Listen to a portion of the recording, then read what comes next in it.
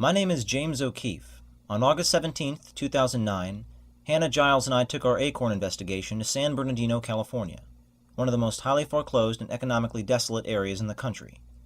Hannah posed as the prostitute seeking to traffic in underage girls from El Salvador. I posed as the up-and-coming local politician who wanted to use illicit sex money from the underage girls to fund my future congressional campaign.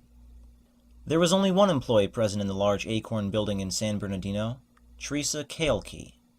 My name is Teresa. Teresa explained she herself used to be an escort and has experience not getting caught. And I ran a service.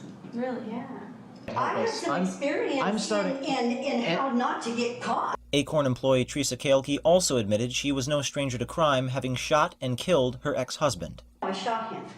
I shot him. Self-defense? Yeah. And then I just picked up the gun and said, "Fuck you." And I shot him. And he died right there. But before that, I had laid some groundwork. You know, I went to a domestic violence shelter and I pleaded my case with them. And so everybody in town was knowing that this was happening. Yeah. After that, Teresa sent us to her friend Jim Miller across the street, who gave us a few extra tips. You would be competing with all the black ladies who just briefly walk up and down the streets. Mm-hmm. And they're in the $20 to $40 bracket. Jim Miller even suggested setting up the prostitution business as a small school to disguise the underage girls. You can set up a 501c3. Or just Small even school. a trailer. Acorn employee Teresa Kaelke then told us she would threaten Jim Miller with his life if he told anybody about the prostitution business. But as soon as you leave, I'm going to go over and talk to the both of them and threaten them with their lives because I can kill people. Yeah. I don't have a problem with that. Okay. By the time I'm finished with him, he will think this never happened. I'm the one that did my husband. And Acorn employee Teresa Kaelke spoke of the politicians in California she lobbies on a daily basis. Yeah. I talked to congressmen, senators, assembly people Really? every day. Yeah. Gloria Negretti McLeod, Torres. Let's see, Wilmer Amina Carter is assemblywoman. In the 62nd district. Baca is right up here in San Bernardino. Barbara Boxer. That's cool. Yeah. Teresa went on to suggest it was okay to induce violence against the underage girls to get more sex profits.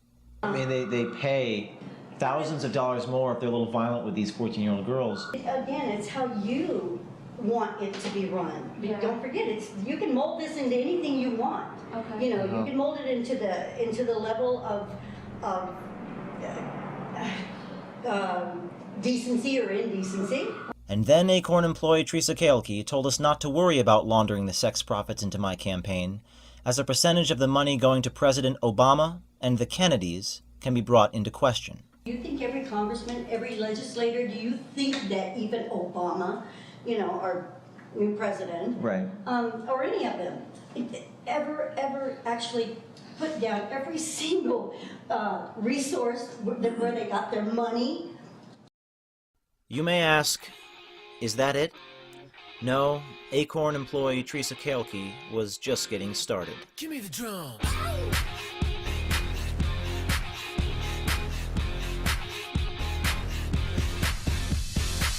I wanna tell you about a girl I kissed. She was ridiculous. I mean picturesque. Yeah, she was more than looking beautiful. See, she was in the know with the physical. Oh, now it's enough. She was a work of It's prostitution. Oh, okay. And we want to set up sort of like a business to do this type of thing. And Prostitution. that's right. We've been to a couple banks to try to obtain housing, a place to establishment where you can do your work, and we faced a lot of discrimination from many different Well, I'll banks. bet you have, you know, because there are a lot of narrow-minded, you know, one-sided, let's see, right-wing, bleeding heart liberals out there that you know, and they're, I mean, bleeding hearts, not necessarily liberals, because if they were liberal, they would be helping you. So, We're bringing these girls from overseas, Well, they're but we here. are going to take a cut of the profit, and I intend to use the profit Right. from the tricks the girls perform to Right. fund my political campaign right. and the Okay, advertising. But you see, do you think every congressman, every legislator, do you think that even Obama, you know, our new president, Right. or any of them, ever actually put down every single resource where they got their money?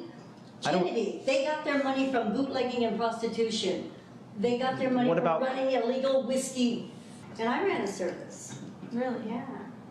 Well, Heidi Fleiss is my hero. I understand, and believe me, I do know, because I used to employ girls that would do this because they didn't care. I had women that would take care of every little wish, you know, every fantasy. We don't disclose, you know. You said you have some experience maybe like 40 years ago, but it still might help I have us. some experience I'm starting. in how not to get caught. Why? I am the one that did the bookings. Okay. At that time, I made 15 grand, and they made 10. That's a lot of money. It was a lot of money for a week. yeah. You know, well, for like 6 days. No kidding. Yeah. And that was paid up front. Yeah. In cash? In cash, Nice. yes. Did It you was paid up- declare it all, or? I didn't declare a dime.